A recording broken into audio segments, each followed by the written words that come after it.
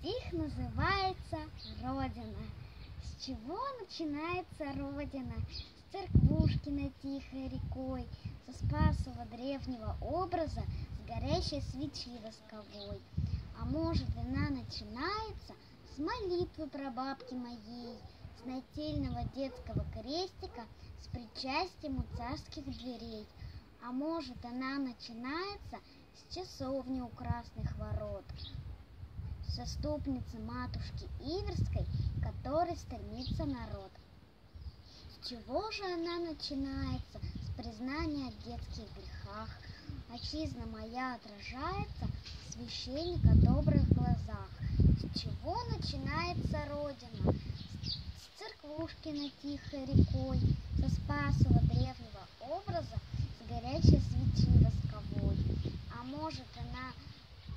А где же она завершается? Вздох на небе синеве, где время и вечность сливается